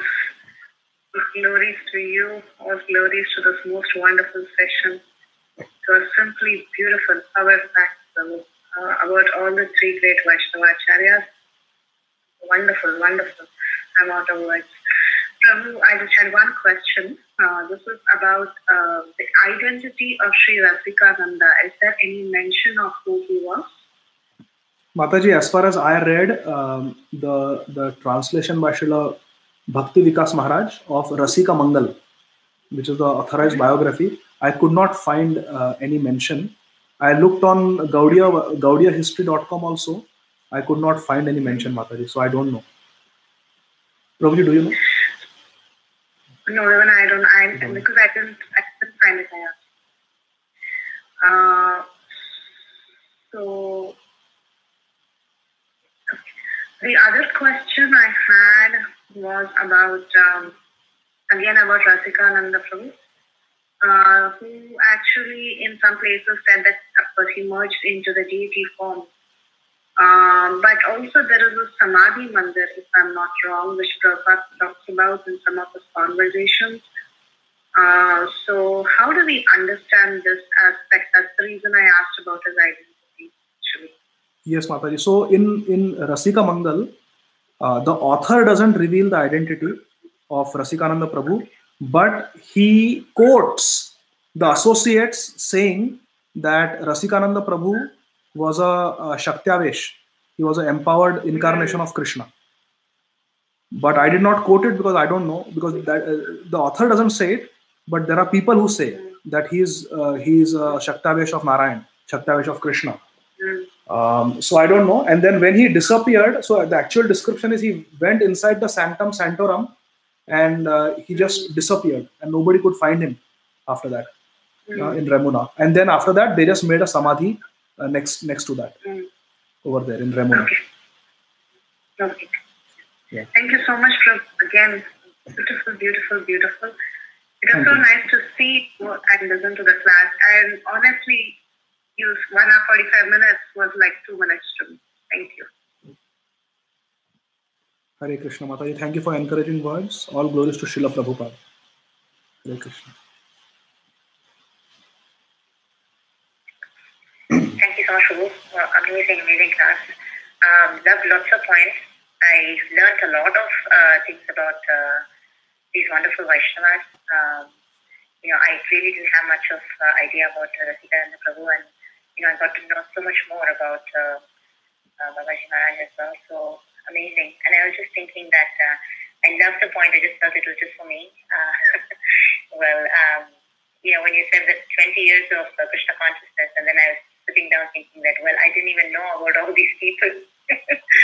So, I really love the point that you said about the Russian devotee who says it doesn't matter how many years you're in Bhakti, but it matters what you have really done. So, beautiful class. Thank you so much. Thank you, Mataji. Hare Krishna. Can you introduce yourself, Mataji? I could not recognize your voice. Yes, my name is Sukeshwari Devidasi and I'm from ISKCON Silicon Valley, California. Hare Krishna. Thank you, Sukeshwari Mataji, for your kind words. All glories to Srila Prabhupada. Hare Krishna. Thank you.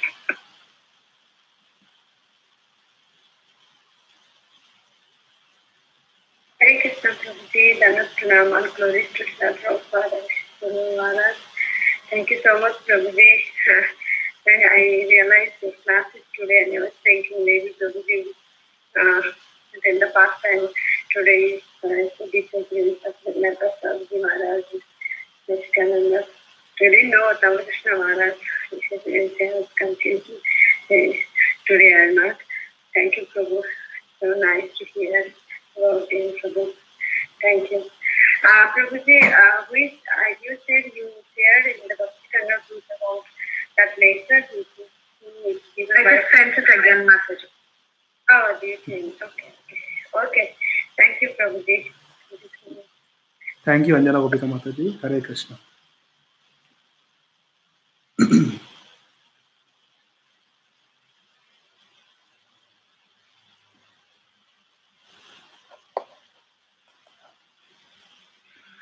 Hare Krishna, Prabhuji, and Assalam Srila Prabhupada.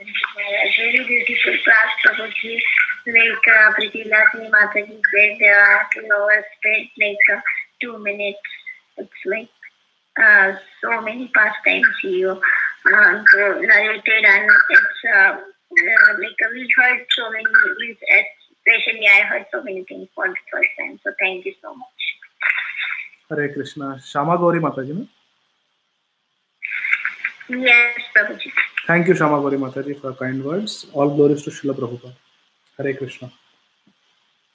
So, if there are no corrections or comments, then we can end the class because it is 12:52 p.m.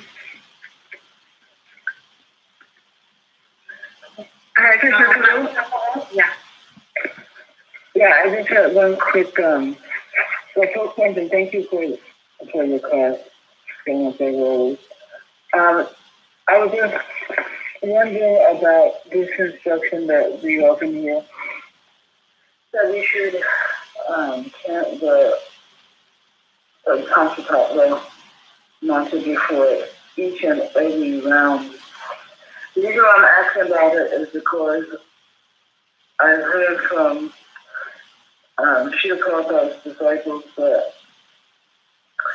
Srila Prabhupada never actually said that it should be before each and every round, just in the beginning of the chanting or japa. So I was, and another thing that I heard too in that connection is that, that if you do stop to chant the Panchatattva mantra before each round, it can have the effect of kind of like breaking the concentration, on the mantra. So I was wondering if you would comment on that. Hare Krishna. So Mataji, the Hare Krishna Mahamantra considers the 10 offenses. And if we actually analyze the 10 offenses, at least I can say that I am committing, because the 10th offense is to maintain material attachments. Now, who can say that I don't have any material attachments left? So it's all namaprad. To not have complete faith in the chanting of Hare Krishna Mahamantra. Who can say that I have complete faith in chanting Hare Krishna Mahamantra? So every Hare Krishna Mahamantra that we are chanting is namaprad. I can at least speak for myself.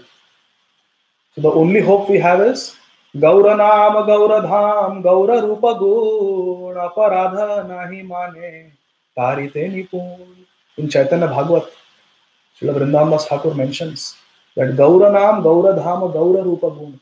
The name of Chaitanya Mahaprabhu, the holy abode of Chaitanya Mahaprabhu, his beautiful form and his beautiful transcendental qualities, they don't consider any offenses. And Tarite Nipun, they are very expert Nipun in delivering us, liberating us from offenses and from all the Papa Buddhi. So therefore, before every round of Hare Krishna Mahamantra, I personally chant. It doesn't break concentration. Rather, it gives me shelter and it improves my concentration. And like last time we discussed, that beautiful meditation of all the Gaura Priyajan representing all the different 108 beads of the Tulsi Mala, and Chaitanya Mahaprabhu being the Moolamani of the Mala. So in that meditation, so the chanting this Panchatattva mantra is actually so nourishing to that meditation. So I don't. So in my opinion, it doesn't break the concentration. Rather, it gives shelter, and it improves the consciousness and the concentration as we chant Hare Krishna Mahamantra, which considers the 10 offenses. So I hope this helps, Gaurangi Mataji. Hare Krishna. Yeah, I was just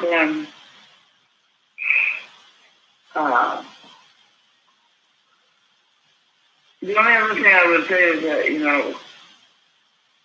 then a person can also say, why just in the beginning of each mala, they could also say, before each and every mantra, they should chant this concept.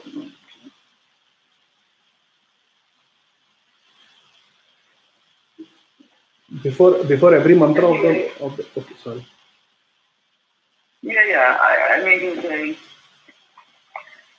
I would have only added that before each and every one of our chanting of our mantra is full of offenses, then one could say that we should, not just before each mala, but before each mantra, we should chant the mantra. So then 16 rounds will take 4 or 5 hours. So that way, we say Mahaprasade Govinde Nama Brahmane Vaishnave Swalpa Punya Vratam Rajan Vishwasameva Jayate Sharira Vidyajal. The Mahaprasadam prayers that we chant, then one may argue that we should chant before each morsel. You take one morsel, then you chant the full Prasadam prayer, then second morsel. So, but this is what I have been taught. This is what most of the devotees do. So, like that, Mataji. We take shelter of the Panchatattva mantra and then we start the mala. That is how we do. Yeah. I actually, the basic thing I wanted to mention is that there doesn't seem to be any evidence that this instruction came from Srila Prabhupada, that it should be before every mala, just before we begin our japa session. Yes. So before we begin the japa session, if we chant it, that is good. So, but why not? Why not chant it before every round? So like that. So I think it's if it helps, like you said, it nourishes you, but for some others, it might break, the concentration. But I think it has to be analyzed on an individual case-by-case basis, Yes, Mataji. Sadhana is personal. So yes. Mm-hmm. Thank you so much. Thank you for your feedback. Jai Shila Prabhupada. And again, thank you for the wonderful informative class. Thank you, Gaurav. Yes.